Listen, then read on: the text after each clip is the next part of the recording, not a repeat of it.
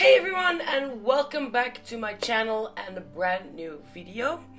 It has been a while again, but these info videos take a long time to make with all the research that I need to do, the editing and writing, and doing all of this on my own can take a while, but I'm having a lot of fun nonetheless. Today I want to talk about my favorite art style, Art Nouveau, but first a little update on nature in my house. Look at Legolas. He's lost all his leaves. I don't know what happened. I repotted him twice now. First because I overwatered him, and apparently the solution was repotting and then not give any water for a week or so to let the roots rest.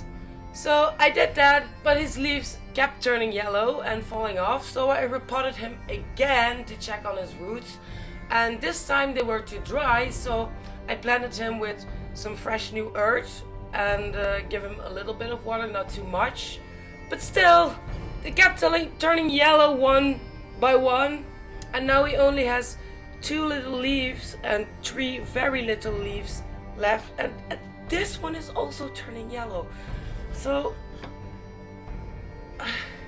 besides my jewelry and goldsmithing journey, I'm also trying to learn and get better with plants. But you guys, it has not been easy.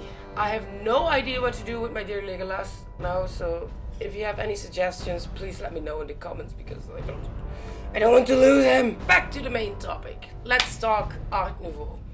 So when did the Art Nouveau movement start? And since art is often a reaction to something in real life, life imitates art after all, what was Art Nouveau's reaction to?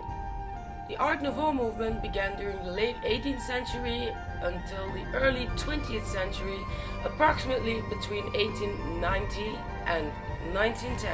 The movement emerged as a reaction in Europe to the Industrial Revolution and the rigid academic standards of the 19th century. Because of rapid industrialization, a lot of mass-produced goods lacking originality and craftsmanship began to flood the markets. The Art Nouveau movement wanted to respond to this by emphasizing artistic quality and even integrating art into everyday life. Organic forms, very intricate details, and the harmonious integration of arts and crafts were very important. So what characterized this movement? One important characteristic was its use of flowing lines and natural forms such as flowers and plants. An emphasis on beauty and craftsmanship was very important. Heavily influenced by the British art and craft movement, it also included a lot of elements from Japanese art, which was gaining a lot of popularity in Europe at the time. Art Nouveau was a deliberate move away from the historicism that dominated the 19th century and an effort to create a new, modern style that reflected the changing world.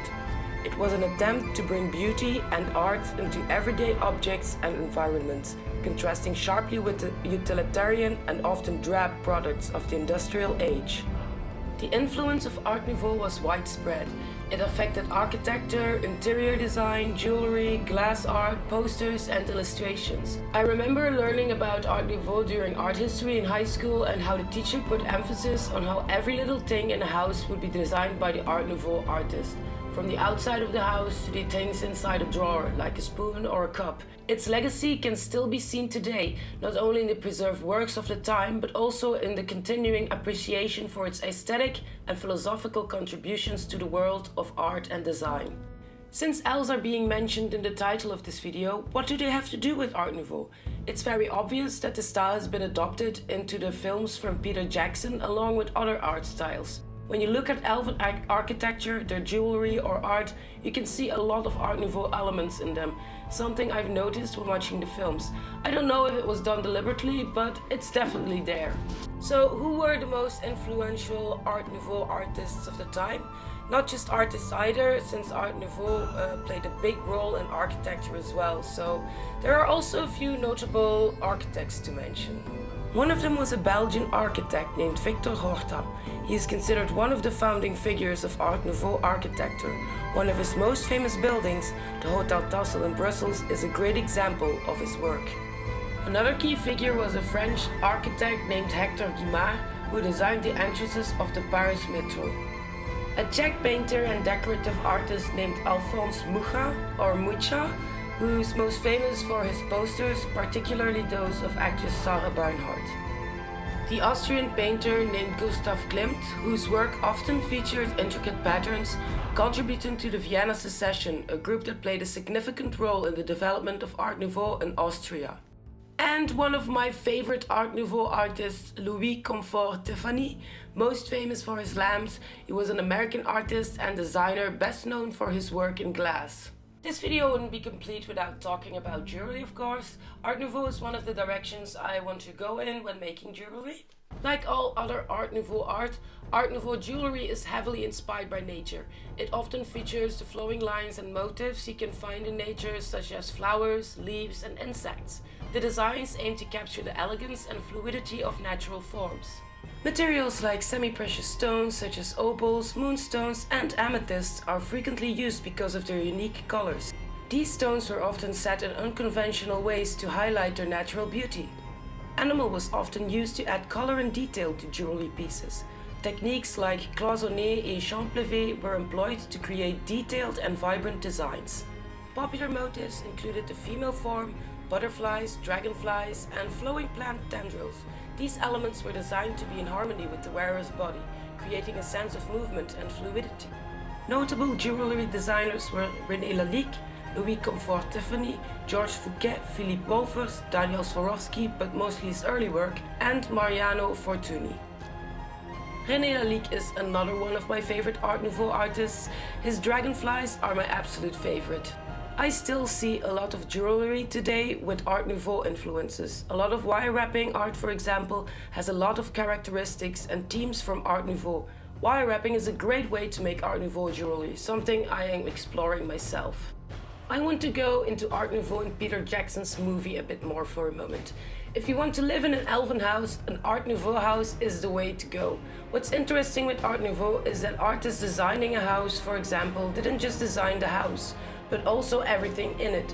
Remember, Art Nouveau is about integrating art in daily life, so from windows to spoons in a drawer, everything had to be designed in an Art Nouveau style. It's one of the most immersive art forms in history. The elven realms such as Rivendell, Lothlorien, and Mirkwood exhibit a lot of elements reminiscent of Art Nouveau, especially in their flowing organic forms and detailing. These designs are reflecting Art Nouveau but also other art styles, creating a unique and ethereal aesthetic.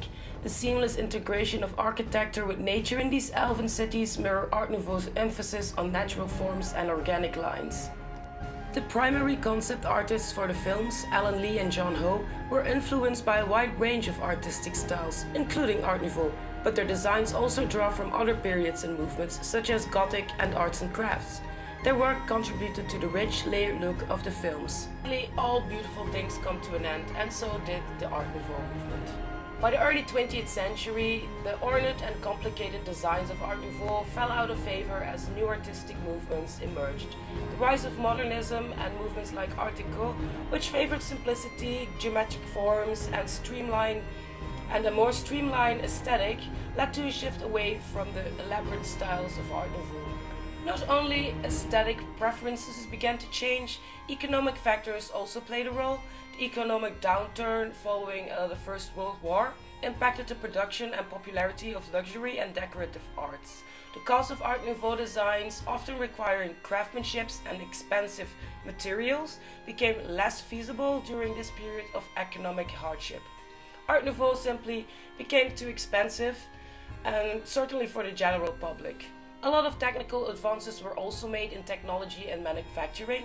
The emphasis on handcrafted artisanal objects of Art Nouveau became less practical as industrial and mass production techniques began to dominate, the very thing the Art Nouveau movement was opposing. The Art Nouveau movement was part of a broader cultural and artistic shift. As artistic evolution goes, artists and designers explored new ideas and styles, and the focus moved towards new approaches that reflected the changing technological and social landscape. Where nature at first inspired the Art Nouveau movement, it was now industry, technology, and the social landscape around it that inspired the artists.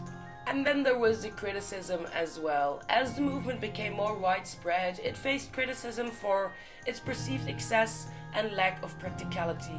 the market became saturated with Art Nouveau designs and the movement's novelty wore off, leading to its decline in favor of newer styles. And that is the Art Nouveau story in a nutshell. It was interesting to learn about this and see it coming back in one of my most favorite franchises. If I had more money, I would definitely spend it on a little Art Nouveau house, preferably somewhere in the forest. I hope you enjoyed learning about this brief period in art history as much as I did. I'm also going to do a video on Art Deco in the future, a video on Art Deco and what it has to do with the dwarves. And that's just an idea for a future video. I'm still planning this. Another update on nature in my house. It's not a very good update because, as you can see, Legolas's 2 remaining little leaves have also turned yellow effectively. So please help. Thank you so much for watching. I'm glad you were here again. If you enjoyed this video, be sure to like it and subscribe.